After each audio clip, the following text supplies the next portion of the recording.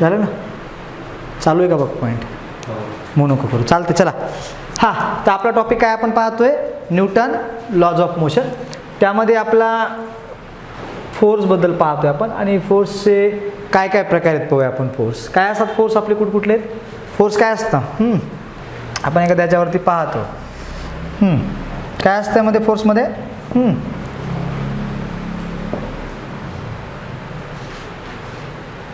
Okay.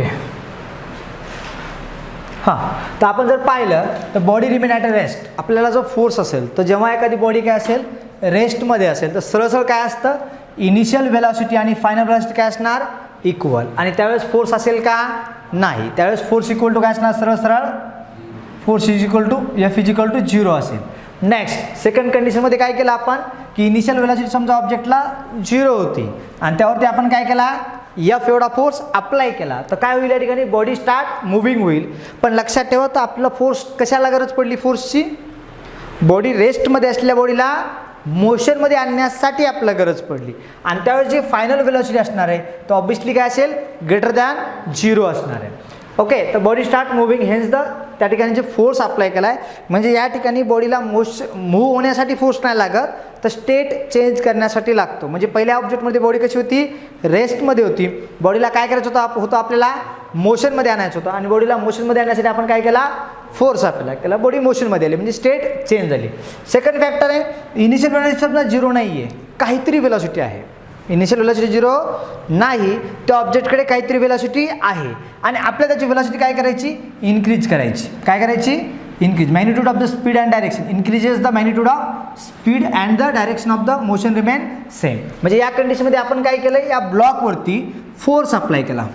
तर initial velocity 0 नव्हती, काहीतरी होती, पण आपण फोर्स अप्लाय केल्यामुळे जी फायनल व्हेलॉसिटी असणार आहे ती इनिशियलपेक्षा कशी राहणार, जास्त होते. मग फायनल व्हेलॉसिटीपेक्षा जास्त का झाली, फोर्स अप्लाय केल्यामुळे.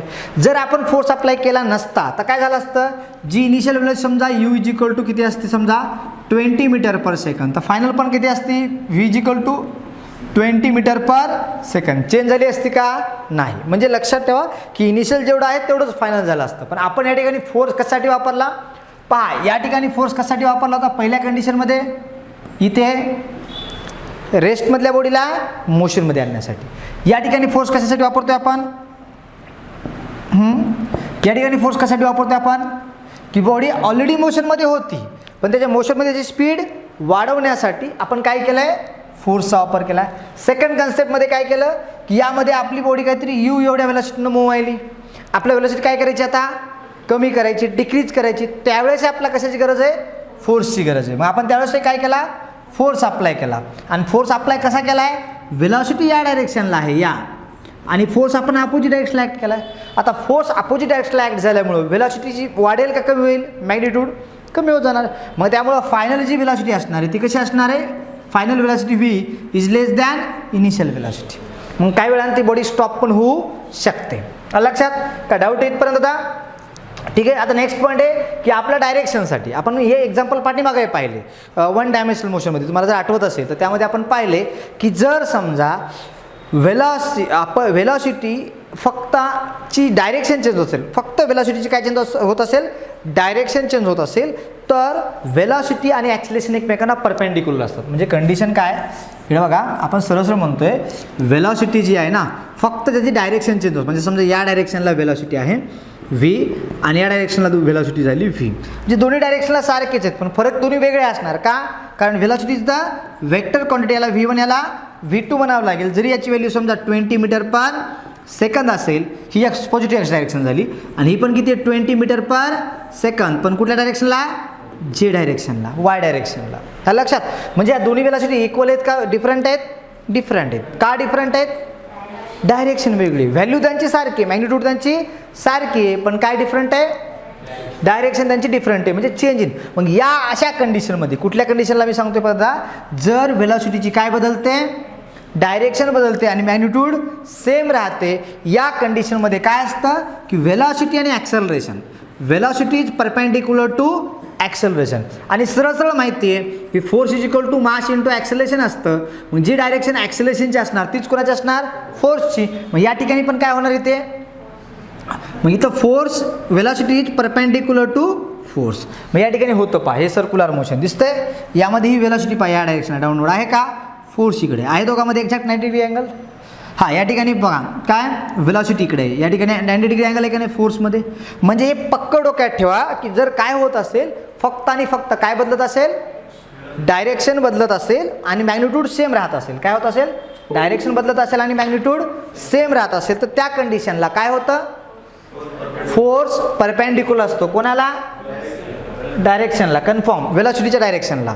आणि ॲक्सिलेशन पण काय असतं, परपेंडिक्युलर असतं. कोणाला, वेलॉसिटीच्या डायरेक्शनला. हे फिक्स असतं. आणि त्या ठिकाणचं जे मोशन आहे that is a uniform circular motion. हे फिक्स आहे.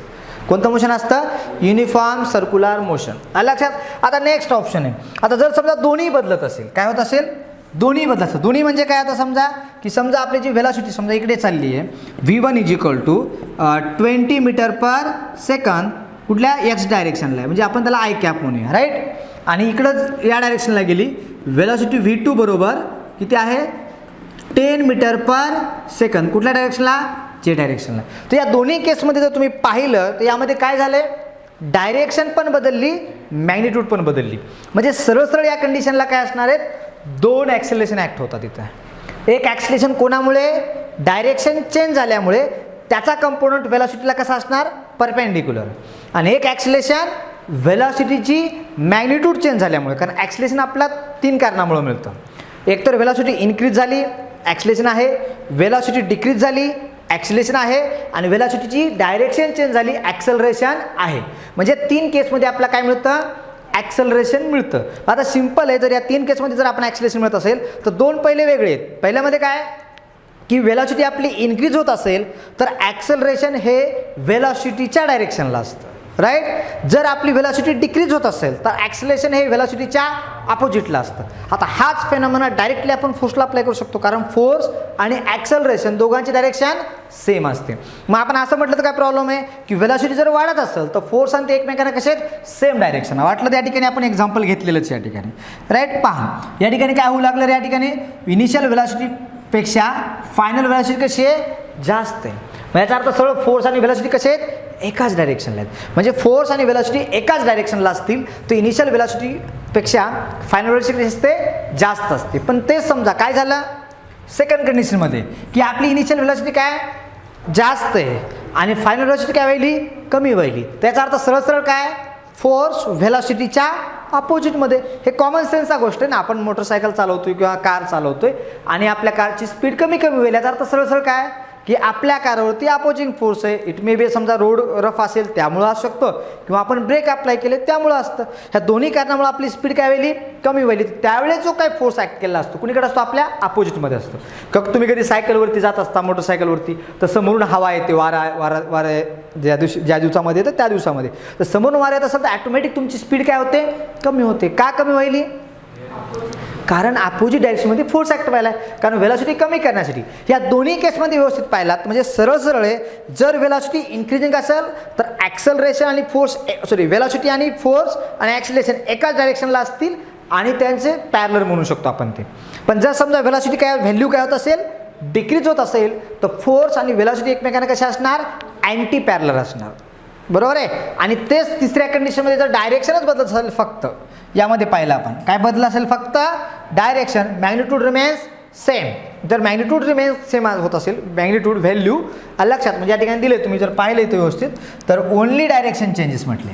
काय व्हेलॉसिटीचं फक्त काय चेंज होतं आहे, डायरेक्शन चेंज होतो आणि स्पीड रिमेन कॉन्स्टंट. लक्षात ठेवा, स्पीडलाच दुसरं नाव आहे मॅग्निट्यूड ऑफ व्हेलॉसिटी.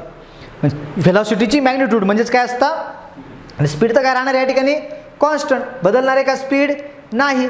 क्लिअर आहे. आता मग या कंडिशनला जर फक्त काय बदलायले,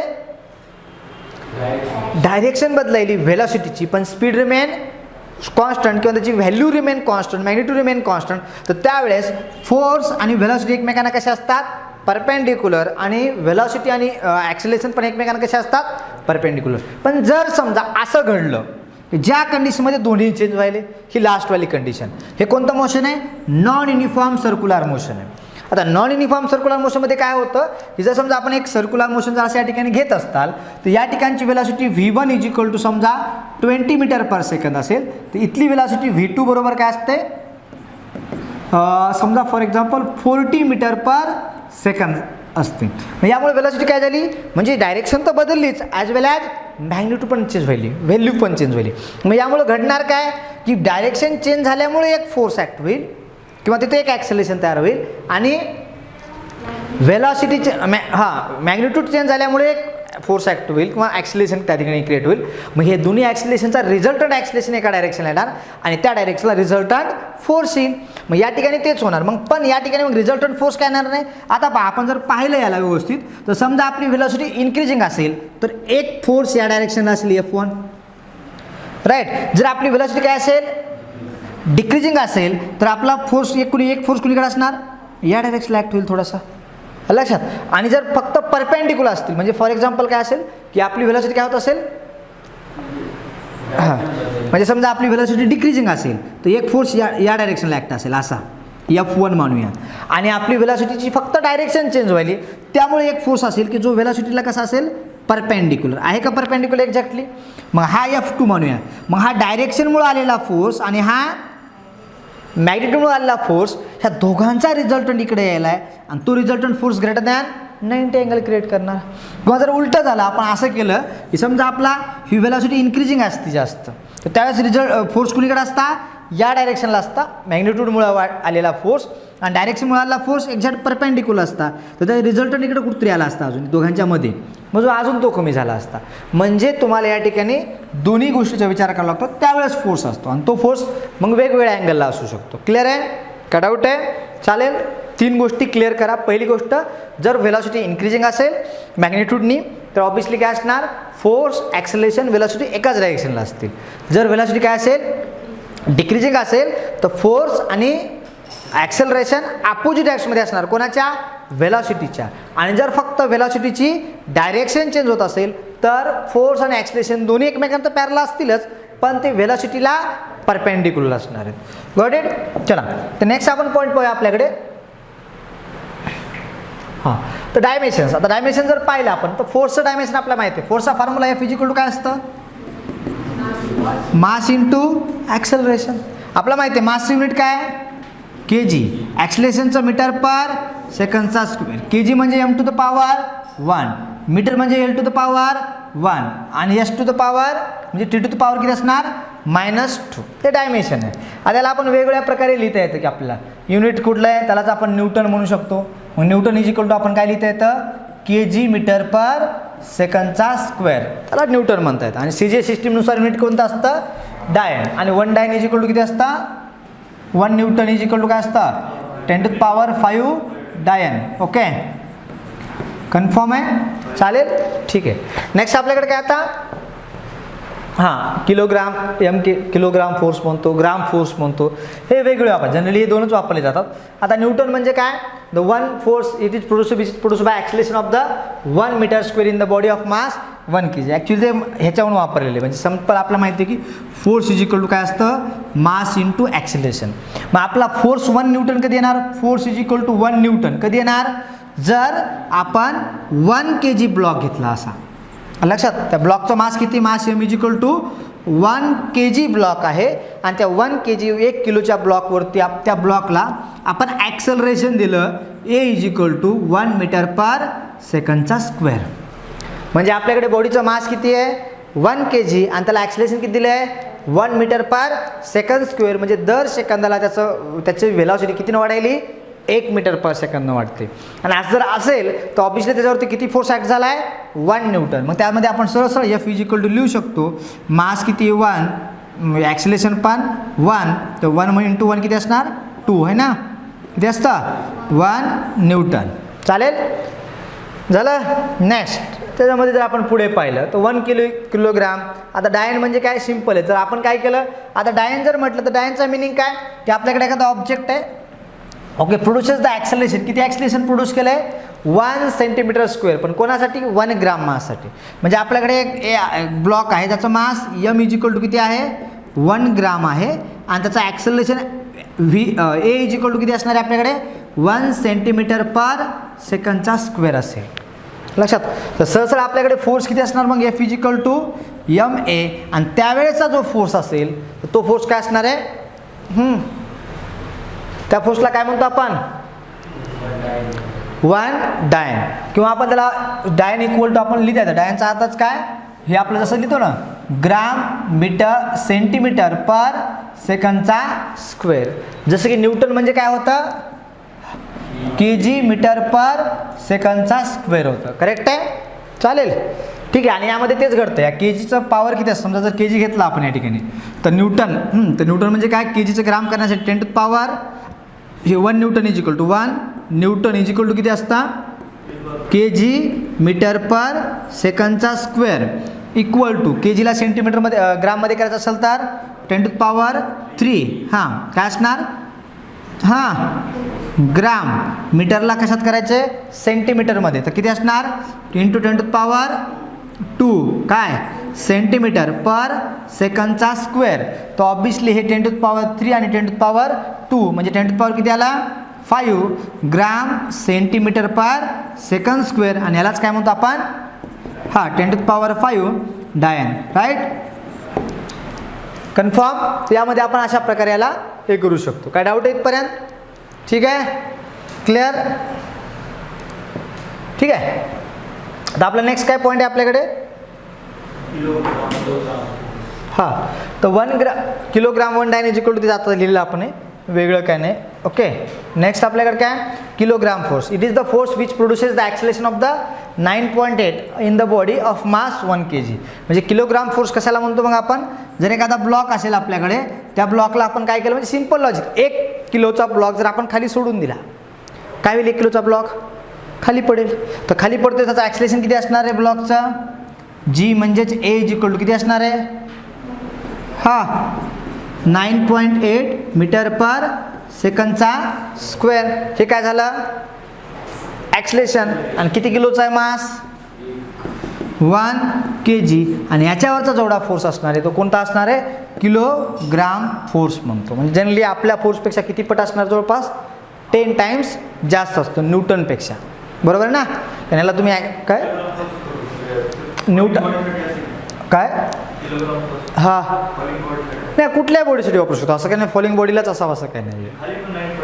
हां आता आपण कुठला एक ऑब्जेक्ट घे, त्या ऑब्जेक्टला जर तू 9.8 एवढं ॲक्सेलेरेशन देत असतील आणि तो ऑब्जेक्ट 1 kgचा असेल तर तो काय झाला तुझा किलोग्राम फोर्स झाला. ठीक आहे. म्हणजे आपला जनरल फोर्स काय होता बघा, 1 किलो ऑब्जेक्टला 1 मीटर पर सेकंद ॲक्सेलेरेशन दिलं तर 1 न्यूटन होतं. म्हणजे किलोग्राम फोर्स न्यूटनच्या किती टाइम्स असणार 10 टाइम्स, आणि ॲक्सेलेरेशन 10 पटीने वाढलं ना त्यामुळे.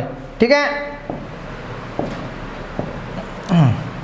तर हे 1 किलोग्राम फोर्स दिले का बघा, म्हणजे 1 kilogram force is equal to किती असणार आहे 9.81 न्यूटन. सरळ म्हणजे न्यूटनपेक्षा किती पट 9.8 टाइम्स एवढा काय असणार आहे जास्त असणार आहे. कोणता फोर्स किलोग्राम फोर्स. कधी कधी असे प्रश्न येतात स्टुपिड छोटेसे, पण आपण वाचलेलं नसतं, असं वाटतं किलोग्राम फोर्स म्हणजे ना आपला फोर्स म्हणजे एकच आहे, लिहून टाकतात आपण.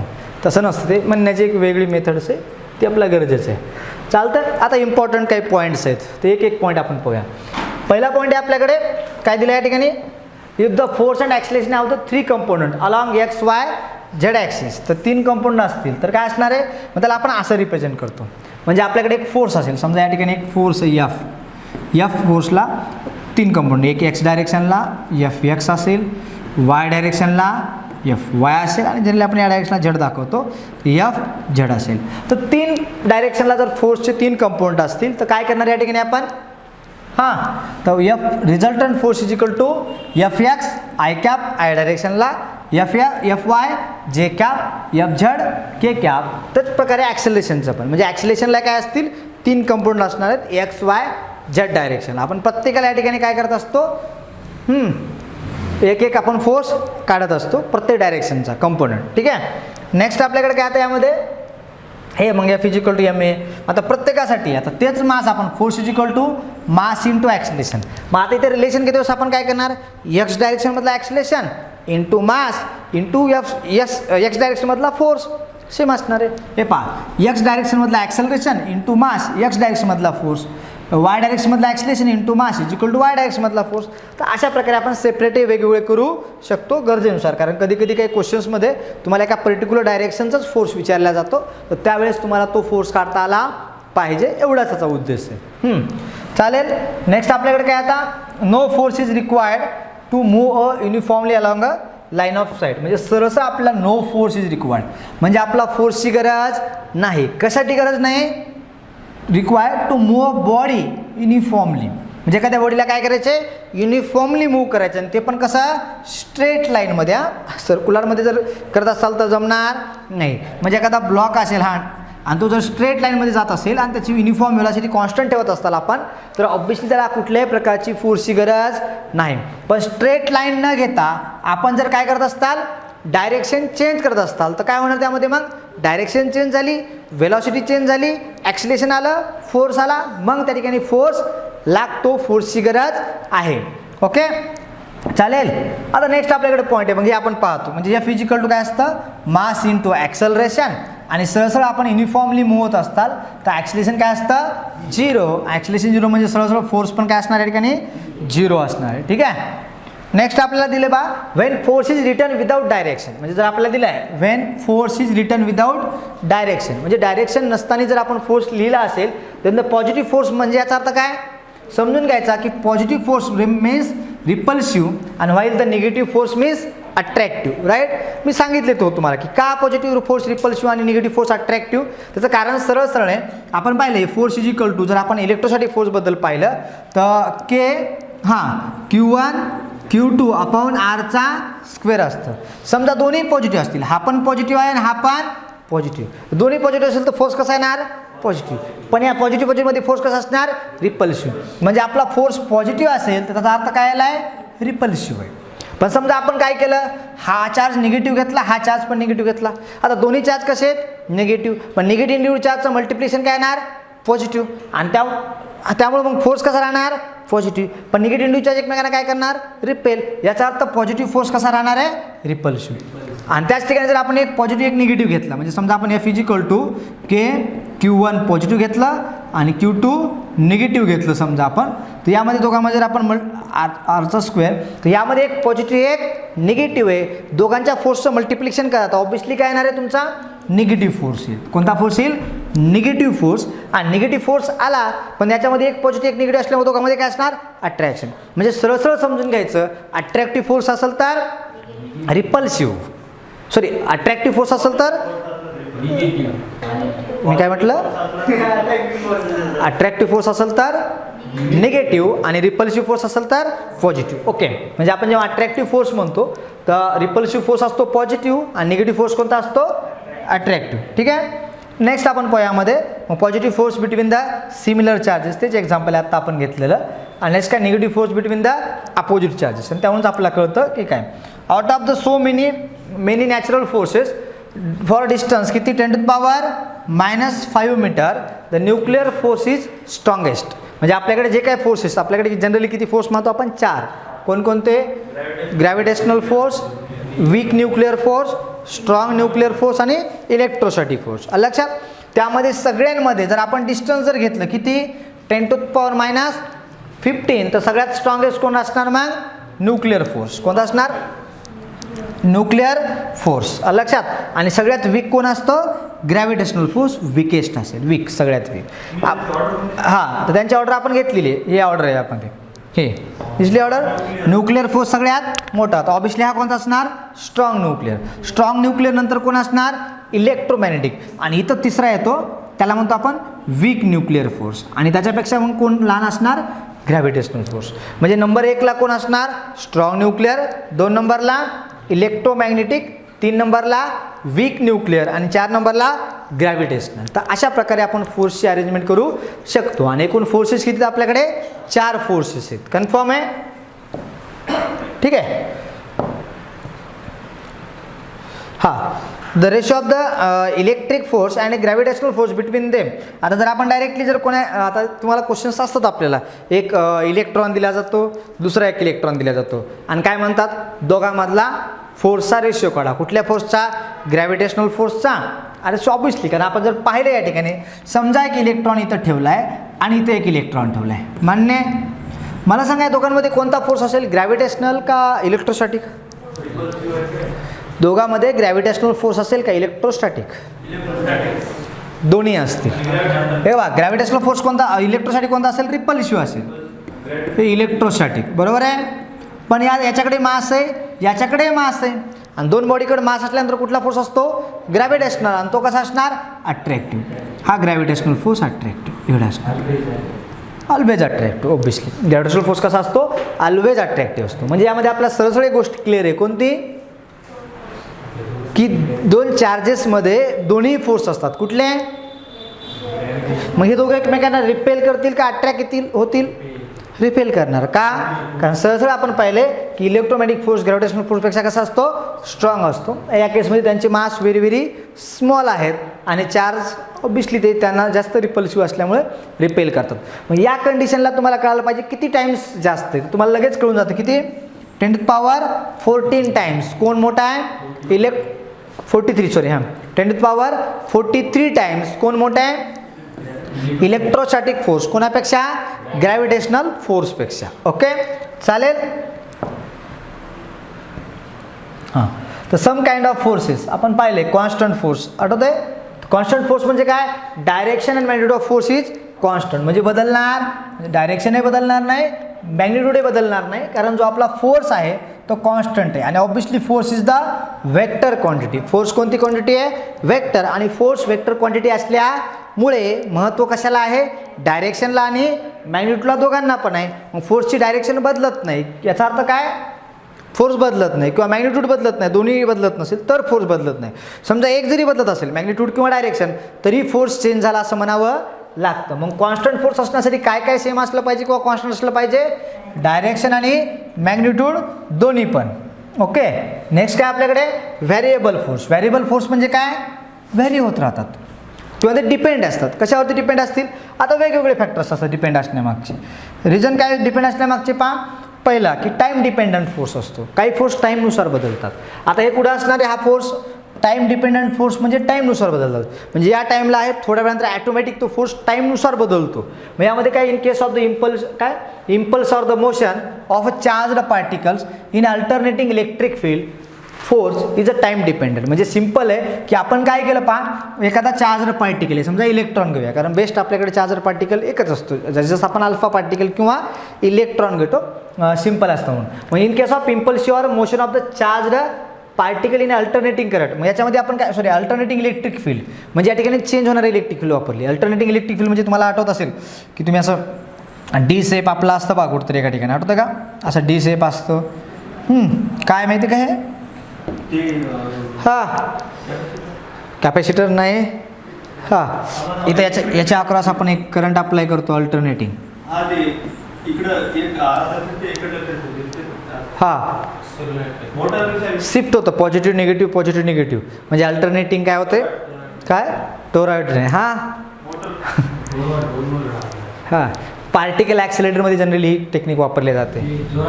हां, त्यामध्ये इलेक्ट्रॉनला ॲक्सिलरेट करणं आणि हायली ॲक्सिलेटेड इलेक्ट्रॉन किंवा चार्जड पार्टिकल बाहेर टाकण्यासाठी याचा वापर करतो आपण डी शेप्सचा. आलं लक्षात? आठवतंय का तुम्हाला? हां, आहे, आपल्याला पुढे येणार पण आहे. मग या ठिकाणी मात्र जो फोर्स असतो टाईमनुसार फोर्स बदलतो इलेक्ट्रॉनवरचा कंटिन्युअसली. मग यावेळेस आपण काय करणार? मग टाईमनुसार जर हा फोर्स बदलत असेल तर त्याला काय म्हणतो आपण? Time varying force. म्हणजे टाईम जसं वाढत जाईल, कारण आपला जो व्होल्टेज आहे ते व्होल्टेजच कोणावरती डिपेंड असतं? हे व्होल्टेज कोणावरती असतं? सिम्पल आपल्याकडे फोर्सचा फॉर्म्युला असतो F = IBL actually. Okay, sine theta पण असतं, पण जर थिटा असेल तर साईन थिटा घेऊया आपण. तर IBL साईन थिटा हा फोर्सचा फॉर्म्युला आहे. पण इथं प्रॉब्लेम काय असतो की हा जो फोर्स आहे तो करंट मॅग्नेटिक फील्ड आणि यांच्यामुळे तयार होतो ना. मग आपला करंट जर व्हेरिंग असेल तर ऑब्विसली फोर्स पण व्हेरिंग आहे विथ रिस्पेक्ट टू टाईम, आणि त्यामुळे आपण त्या फोर्सला काय म्हणतो, टाईम डिपेंडंट फोर्स म्हणतो.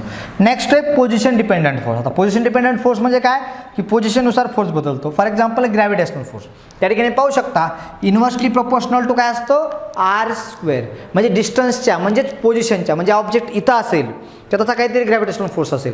हा जर समजा 20 किलोमीटर वर गेला तर त्याच्यावरती ग्रॅव्हिटेशनल फोर्स तेवढाच राहील का, नाही, तो काय होणार, कमी होईल का जास्त होईल, जास्त होईल. आणि तुम्ही समजा डेप्थला गेले 20 किलोमीटर खाली तर काय होईल, फोर्स काय होईल, ग्रॅव्हिटेशनल फोर्स ऑब्विसली कमी होईल. म्हणजे डिस्टन्स किंवा पोझिशननुसार काय व्हायला तो व्हॅरी व्हायला, त्यामुळे आपण त्याला काय म्हणतो, पोझिशन डिपेंडंट फोर्स. दुसऱ्याचं एक्झाम्पल फॅमिलीर आहे आपल्यासाठी, चार्जड पार्टिकल आपण आताच लिहिलं होतं. तर फोर्स इजिकल टू काय असणार, इलेक्ट्रोस्टॅटिक इलेक्ट्रिक फोर्स इजिकल टू काय असणार, K Q1 Q2 किंवा 1/4πε0 म्हणजे त्याला आपण K म्हणतो, ठीक आहे. तर Q1 Q2 अपॉन r². तर मग हा फोर्स पण कसा आहे, r² ला इन्व्हर्सली प्रोपोर्शनल आहे, म्हणजे it obeys inverse square law. याचा सरळ अर्थ काय, it obeys inverse square law म्हणजे काय, की पोझिशननुसार याचा पण फोर्स काय जातो, बदलत जातो. म्हणजे डिस्टन्स तुम्ही 2 टाइम्स केलं की फोर्स 4 टाइम्स कमी होतो, कारण इन्व्हर्सली आहे. डिस्टन्स तुम्ही 6 टाइम्स वाढवलं, फोर्स 6² किती 36 टाइम्स काय होतो, कमी होतो. किंवा डिस्टन्स तुम्ही काय केलं, 2 पार्टिकल आहेत त्यांच्यामधलं डिस्टन्स तुम्ही काय केलं, 8 टाइम्स डिक्रीज केलं. किती केलं, 8 टाइम्स. मग आता फोर्स कसा आहे आपला, force is inversely proportional to r². मग डिस्टन्स 8 टाइम्स कमी झालं तर त्याचा स्क्वेअर किती असणार, हा 8चा स्क्वेअर 8 टाइम्स कमी केलं ना, 64 टाइम्स. तर फोर्स वाढेल का कमी होईल, तर फोर्स 64 टाइम्स वाढेल, कारण डिस्टन्स काय केलं होतं आपण, 8 टाइम्स कमी केलं होतं. करेक्ट का. मग अशा प्रकारे आपण ग्रॅव्हिटेशनमध्ये गेले होते पाहणारच आहेत, आणि इलेक्ट्रोस्टॅटिकमध्ये कुलम्ब्स लॉमध्ये पण हे पाहणारच आहेत. यामध्ये आपल्याकडे नेक्स्ट काय आता, व्हेलॉसिटी डिपेंडंट फोर्स. काय असतो व्हेलॉसिटी डिपेंडंट फोर्स,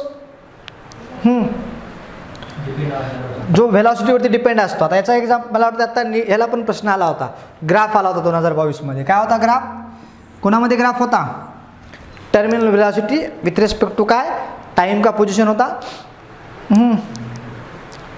काय होता ठीक आहे काहीतरी होता असा ग्राफ. आणि यामध्ये ग्राफचं नेचर असं होतं, राईट, असं होतं ना, आहे का पेपर, हां बघ ग्राफ कसा होता. हां तर या ठिकाणी व्हेलॉसिटी होती आणि मे बी या ठिकाणी मला वाटतंय टाईम असेल, काय होतं बघ, किंवा डिस्टन्स हाईटही असू शकते, काय प्रॉब्लेम नाही, दोन्हीला ट्रू आहे ग्राफ. हां जसं काय होत जाईल,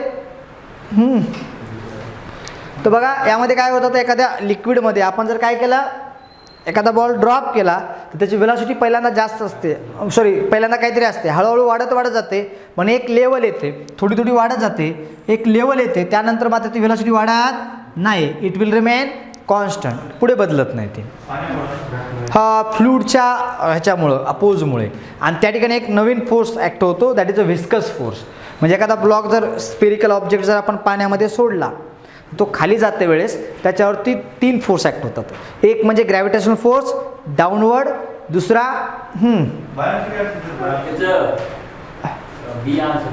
हां सांगितलं त्याच्यामध्ये.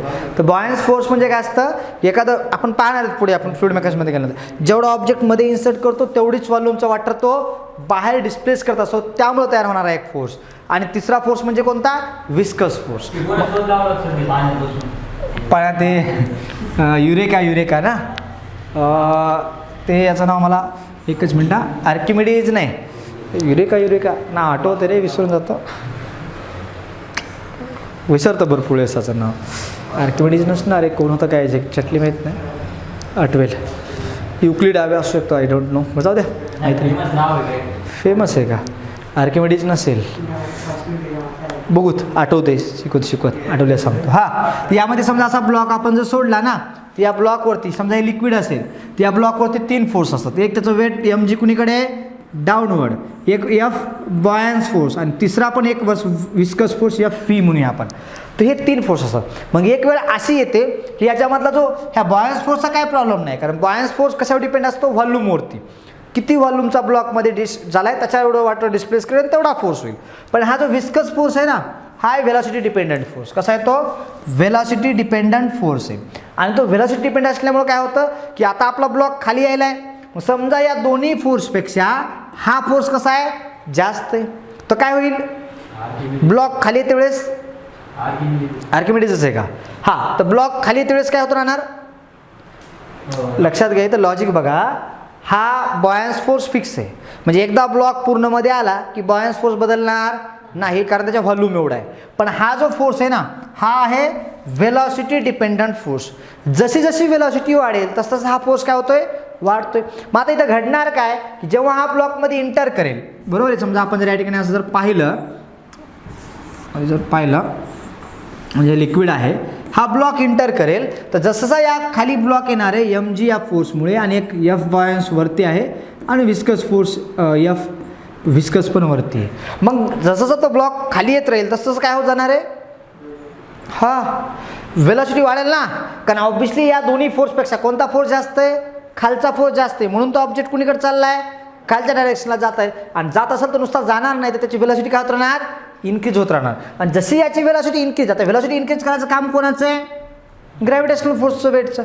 पण हा वेलॉसिटी वाढवायला आहे, आणि यानं वेलॉसिटी वाढल्यामुळं हा विस्कस फोर्स कसा आहे, वेलॉसिटी डिपेंडंट आहे. मग त्यामुळं तो पण काय होत जाणार, वाढत जाणार. मग तो वाढत गेला की सहसा मग एक वेळ अशी येते की याच्यामुळे वेलॉसिटी वाढायली खालच्या फोर्समुळे, खालचा फोर्स जास्त असल्यामुळे वेलॉसिटी वाढायली, आणि वाढलेल्या वेलॉसिटीमुळं हा विस्कस फोर्स वाढतोय. मग एक वेळ अशी येते ही दोन्ही फोर्सची ॲडिशन म्हणजे F buoyance force plus F viscous force is equal to M G एवढे येतात. म्हणजे ह्या एम जी फोर्समुळे जी वेलॉसिटी वाढली होती त्याच्यामुळे हा विस्कस फोर्स वाढला जातो. आणि त्याच्यानंतर मात्र हे दोन्ही फोर्सेस म्हणजे वरचे दोन फोर्सेस आणि खालचा एक फोर्स एकमेकांना काय करतील, बॅलन्स. आता इथून पुढे त्या ऑब्जेक्टवरती फोर्स आहे का, नाही. मग तो ऑब्जेक्ट याच ठिकाणी राहील का खाली जाईल, खाली जाणार. का, कारण त्याच्याकडे ऑलरेडी वेलॉसिटी आहे. मग त्याच वेलॉसिटीने तो कुठे जात राहणार, खाली जात राहणार. आणि ती वेलॉसिटी मग बदलणार नाही. That velocity is called as a terminal velocity. तो फ्लुइड मेकॅनिक्समध्ये एक स्पेशल पार्ट आहे लक्षात. मग त्याचा तिथल्या विस्कस फोर्सचा फॉर्म्युला आहे हा 6 पाय इटा आर व्ही लक्षात. मग हा वेलॉसिटी डिपेंडंट फोर्स या ठिकाणी. मग वेलॉसिटी डिपेंडंट फोर्स असल्यामुळे काय होतं, वेलॉसिटीनुसार हा बदलत जातो. ठीक आहे. नेक्स्ट आपल्याकडे काय आता पुढे, हां, force on a charge particle in a magnetic field दिलेला आहे, तो पण वेलॉसिटी डिपेंडंट आहे. जसं की आपण मॅग्नेटिक फील्डमध्ये पाहतो एफ इज इक्वल टू किंवा F vector is equal to Q into velocity vector cross magnetic field vector. हा पण एक पाहतो. म्हणजे एखादा चार्जर पार्टिकल मॅग्नेटिक फील्डमध्ये मूव्ह होत असेल, एखादा चार्जर पार्टिकल मॅग्नेटिक फील्डमध्ये मूव्ह होत असेल तर त्याच्यावरती किती फोर्स ॲक्ट झाला हे कोणावरती डिपेंड आहे, वेलॉसिटीवरती. आता हे पण आपण कुठं पाहणार आहेत पहा. म्हणजे याच्यामध्ये किती टॉपिक्स आलेत बघा. टाइम डिपेंडन्स फोर्स आपण अल्टरनेटिंग करंटच्या तिकडं पाहणार आहेत किंवा इलेक्ट्रोमॅग्नेटिक वेव्हच्या मध्ये पाहू. हा पोझिशन डिपेंडंट फोर्स कुठं पाहणार आहेत आपण, ग्रॅव्हिटेशनल टॉपिकमध्ये. हे कुलम्स लॉ कुठं पाहणार आहेत, इलेक्ट्रोस्टॅटिक टॉपिकमध्ये. वेलॉसिटी डिपेंडंट फोर्स कुठं पाहणार आहेत आपण, हा पहिला विस्कस फोर्स फ्लुइड मेकॅनिक्समध्ये. आणि force charge particle in magnetic फील्डमधला कुठं पाहणार आहेत, मॅग्नेटिक इफेक्ट ऑफ इलेक्ट्रिक करंटमध्ये पाहणार आहेत आपण. हे म्हणजे अशा प्रकारे वेगवेगळ्या टॉपिकमध्ये फोर्स येणार आहेत. आणि ऑब्व्हियसली ते फोर्स आपण त्याचे युनिट सारखे असतात, डायमेन्शन सारखे असतात, फक्त फॉर्म्युले वेगळे, कारण त्या ठिकाणी त्यांचे तयार होणे म्हणजे ते फोर्स ॲक्ट होण्याची रिझन्स वेगळे त्यामुळे. ठीक आहे. नेक्स्ट आपल्याकडे जर पाहिलं आता तर सेंट्रल फोर्स आहेत काही. आता कुठकुठले सेंट्रल फोर्सेस आहेत आपल्याकडे, हां, if the position of the depend on the force is always directed towards the किंवा अवे फ्रॉम सेंटर, ज्याच्यामध्ये आपण म्हणतो की सर्क्युलर मोशन होत असेल आपल्याकडे, तर सर्क्युलर मोशन जर पार्टिकल्स होत असेल तर ऑब्व्हियसली आपला ऑब्जेक्टचा फोर्स कुणीकडे असतो, सेंटरकडे. त्याला सेंट्रीपिटल फोर्स म्हणतो. आणि अवे असतो त्याला सेंट्रीफ्युगल फोर्स म्हणतो. मग आपण सेंट्रल फोर्स कशाला म्हणतो, जे की पोझिशन डिपेंडंट फोर्स आहे, ऑलवेज डायरेक्टेड टुवर्ड्स द किंवा away from the fixed point it the motion of the earth around the sun. म्हणजे फॉर एक्झाम्पल जर आपण असं म्हटलं की सन आहे या ठिकाणी असा, आणि याच्याभोवती कोण रिव्हॉल्व होते, अर्थ रिव्हॉल्व होते. ओके, ही अर्थ आहे. तर ऑब्व्हियसली हा जो फोर्स कसा आहे तो पोझिशनपासून टुवर्ड्स द सेंटरकडे आहे, त्याला सेंट्रल फोर्स म्हणू शकतो. असे अनेक force, central force, circular motion कुठले घेतलं तरी ते मोशन आहे.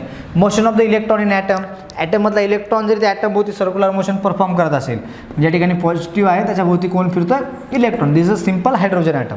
तर याच्यामध्ये इलेक्ट्रॉन जेव्हा रिव्हॉल्व होते तर ऑब्व्हियसली या ठिकाणी इलेक्ट्रोस्टॅटिक फोर्स कोणतं काम करतोय, सेंट्रल फोर्सचं काम करत असतो. तो एक सेंट्रल फोर्स म्हणून ॲक्ट करेल. अशा प्रकारे नंतर काय, scattering of the alpha particle from the nucleus. ज्यावेळेस आपल्या न्यूक्लियसची साईज डिटरमाइन करायची असते, न्यूक्लियस किती छोटा आहे किंवा मोठा आहे, लक्षात कुठं एक पॅरामीटर पॅरामीटर आहे त्यामध्ये, इम्पॅक्ट पॅरामीटर म्हणतात त्या ठिकाणी. हां, तर इम्पॅक्ट पॅरामीटर फाइंड आउट करण्यासाठी किंवा न्यूक्लियसची साईज फाइंड आउट करण्यासाठी ॲटॉमिक स्ट्रक्चरमध्ये आणि न्यूक्लिअरमध्ये स्पेशली विचार केला तर त्यामध्ये याचा विचार करत असतो आपण ॲटम्समध्ये.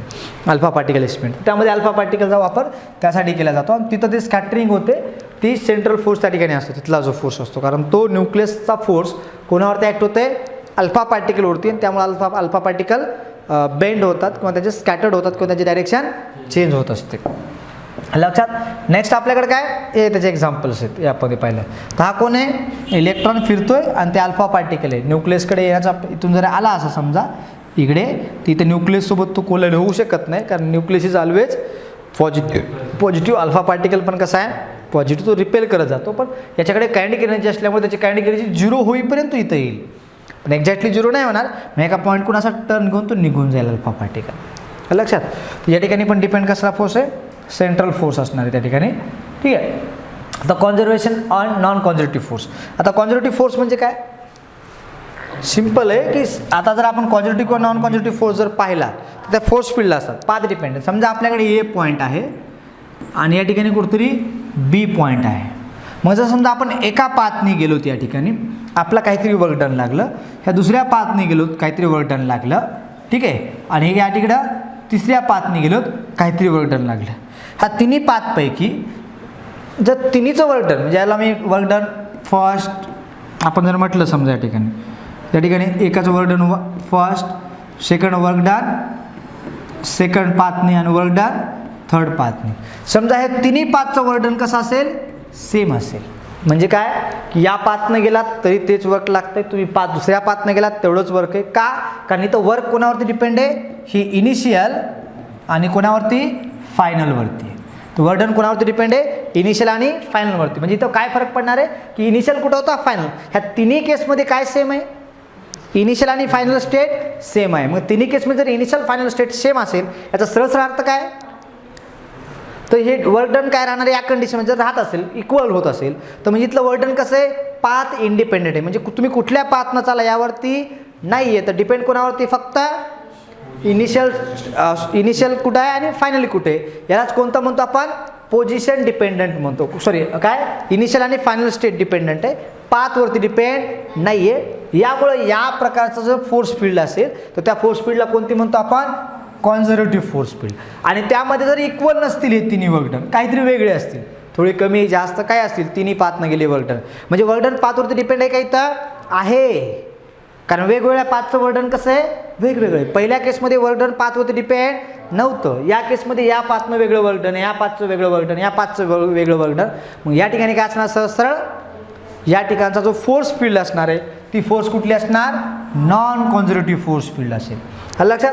त्याचे एक्झाम्पल हे असतात का, अंडर द ओके दिले ते, under the 1 round trip work done जर 0 होत असेल एक राऊंड ट्रिप करून, तर ऑब्वियसली ती कॉन्झर्वेटिव्ह फोर्स फील्ड असते. आणि एक राऊंड ट्रिप करून जर वर्क डन 0 होत नसेल तर ती काय असणार, नॉन कॉन्झर्वेटिव्ह फोर्स फील्ड असेल. ओके. म्हणजे वर्क डन कुठलं असतं, कुठलं वर्क डन, कॉन्झर्वेटिव्हमध्ये. कोणामध्ये, कॉन्झर्वेटिव्हमध्ये वर्क डन कसं असतं, पाथ इंडिपेंडंट असतं. ठीक आहे.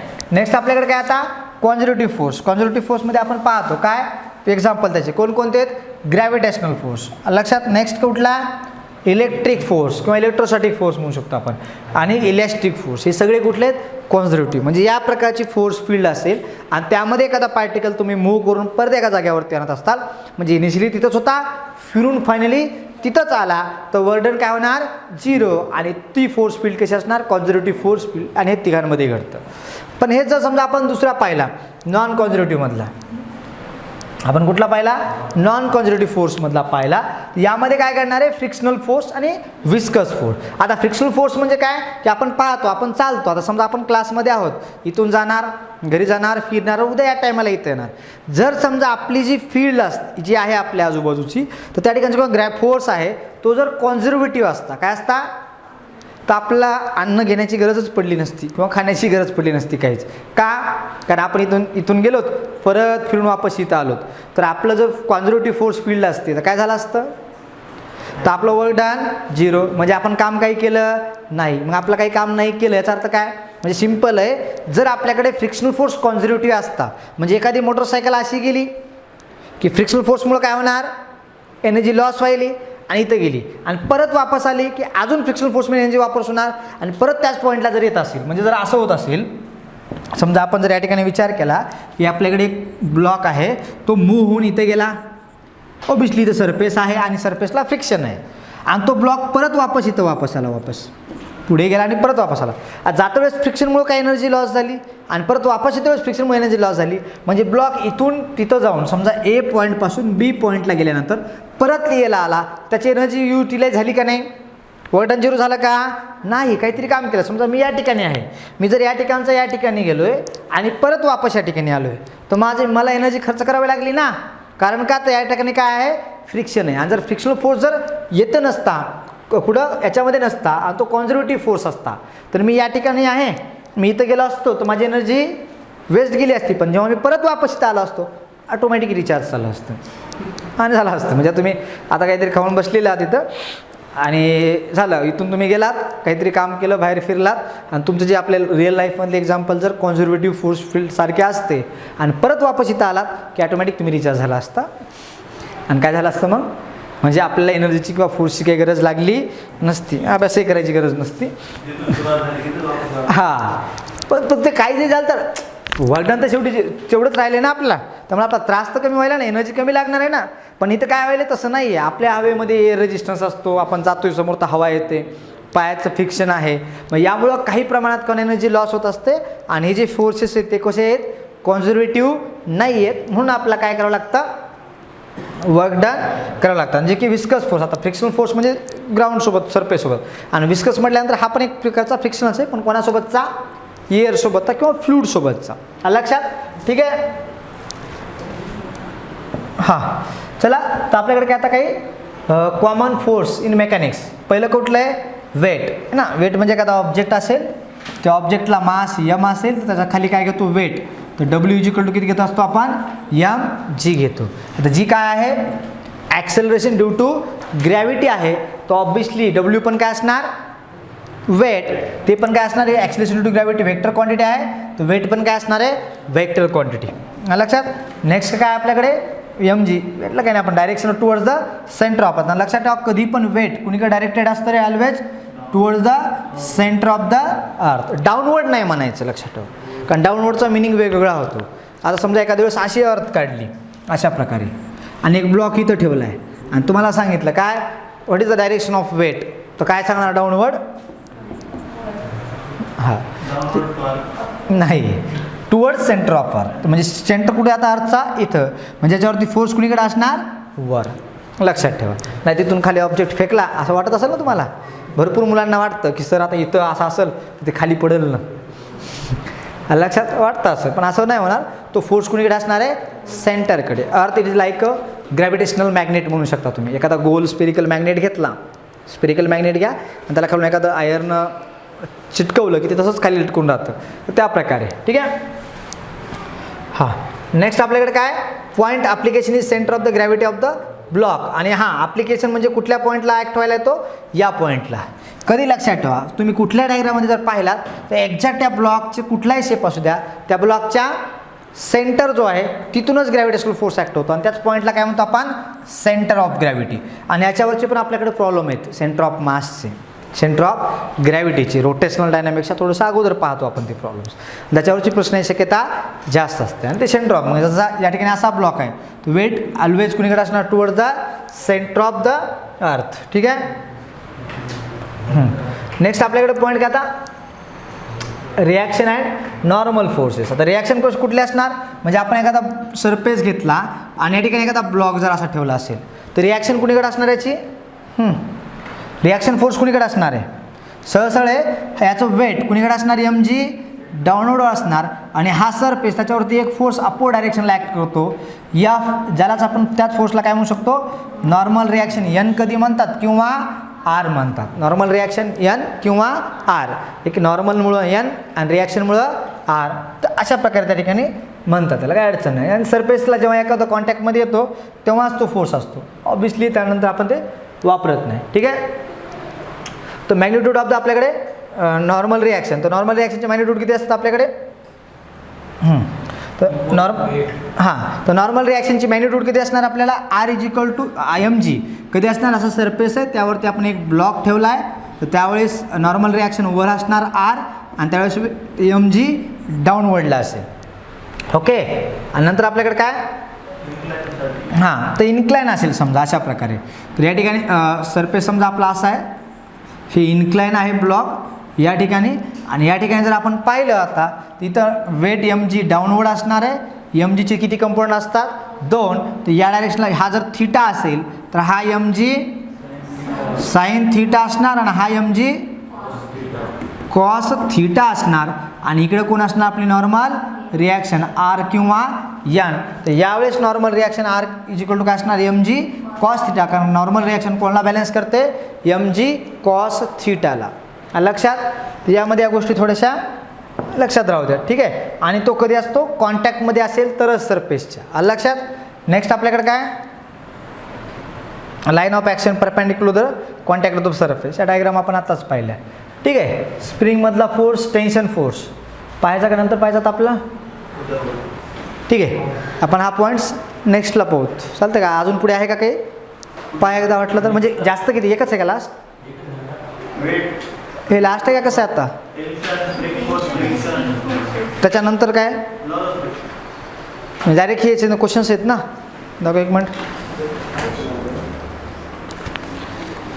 टेन्शन आणि स्प्रिंग फ्रिक्शनल तर आपण नंतरच सांगणार आहेत. टेन्शन पाहूयात ना मग कशाला, 2 तर पॉईंट आहेत आपले, तेवढे 2 पॉईंट झाले की आपलं संपून जाते, कशाला टेन्शन घ्यायचं. हां रेकॉर्ड तर व्हायलाच ना, काय टेन्शन नाही. कशाला ते चलत राहतात, काय टेन्शन घेऊ नका. सेटिंग करून ठेवल्या मी, फक्त चार्जिंग संपून आहे, बाकी काय. 64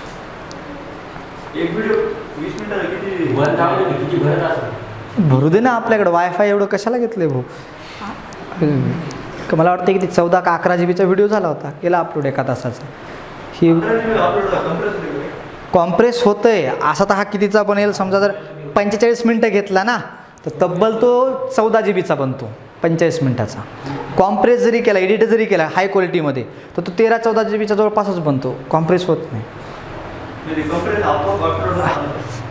नाही, ते यूट्यूबचं काम आहे, ते त्यांचं कॉम्प्रेशन त्यांचे टेक्निक वापरतात, ते आपलं वेगळं असतं. आपलं काम आहे अपलोड करणे. चला राहू द्या, लेट इट विट. 2 मिनटात आपले पॉईंट संपून जातात. शेवटचा पॉईंट आहे काय दिला आपला, tension is a elastic force. जे टेन्शन आहे ते कुठला आहे, इलॅस्टिक आहे, आणि ऑब्विसली इलॅस्टिक फोर्स पण एक प्रकारचा इलेक्ट्रोस्टॅटिक फोर्स आहे, पण आपण तेवढ्या डिटेलमध्ये जात नाही.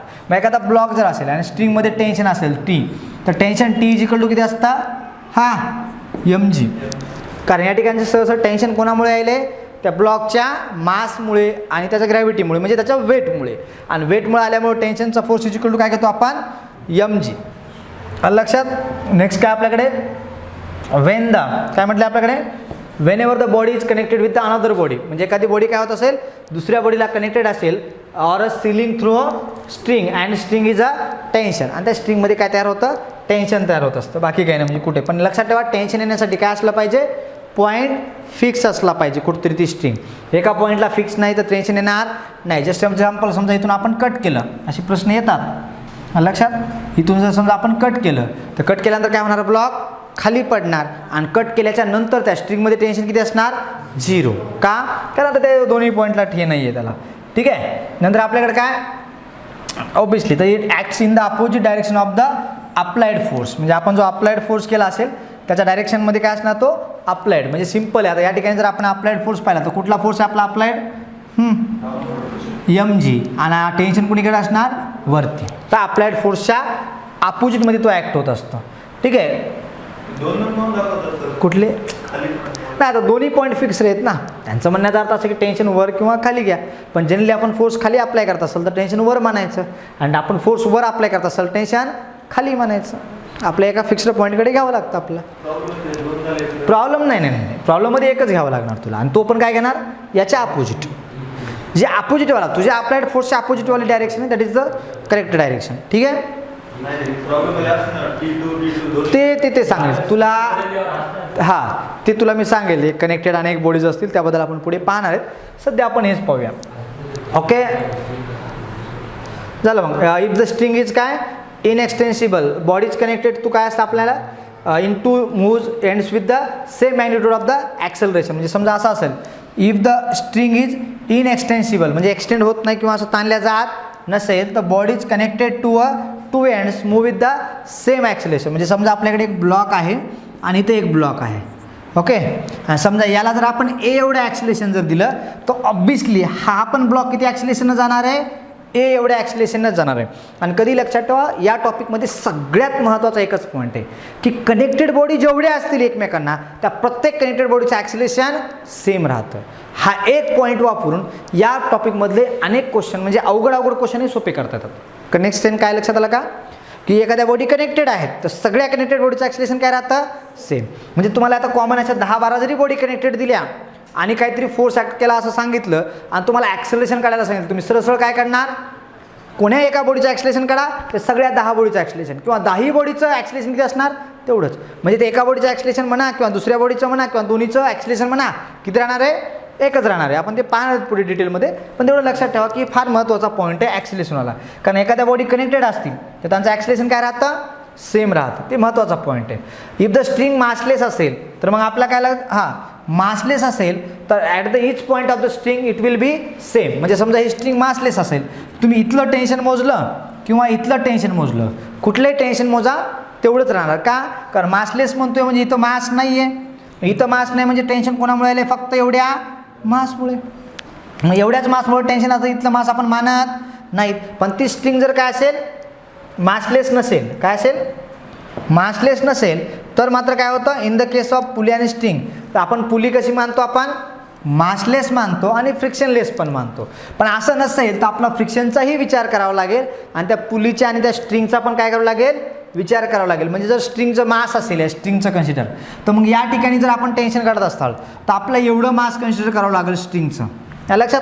आणि त्या मासमुळे टेन्शन वाढेल का कमी होईल, वाढणार. किंवा या पॉईंटला आपण करत असाल तर टेन्शन काय जाणार, कमी, कारण एवढं स्ट्रिंग कमी झाली. मग प्रत्येक स्ट्रिंगच्या पॉईंटला पण टेन्शन काय राहतं, कमी जास्त राहतं, ते पण पाहतो आपण. किंवा आपल्याकडे एक साखळी असतात पहा, चेन अशी टेबलवर ठेवली खाली पडते, त्याचे प्रॉब्लेम्स आहेत. किंवा स्ट्रिंगला मास असताना पण कॅल्क्युलेशन करून आपला प्रॉब्लेम सॉल्व करायचे आहेत, तर त्या ठिकाणी पण आपण ते पाहत असतो. ठीक आहे. लास्ट आपला आता फोर्स आहे स्प्रिंग फोर्स. स्प्रिंग फोर्स काय सांगतो आपल्याला, की एखादी स्प्रिंग असेल अशा प्रकारे है ना, तर त्या ठिकाणी आपण एक फोर्स अप्लाय करत असाल, तर हा स्प्रिंग फोर्स कसा असतो, directly proportional to minus X. Force displacement dependent force आहे हा.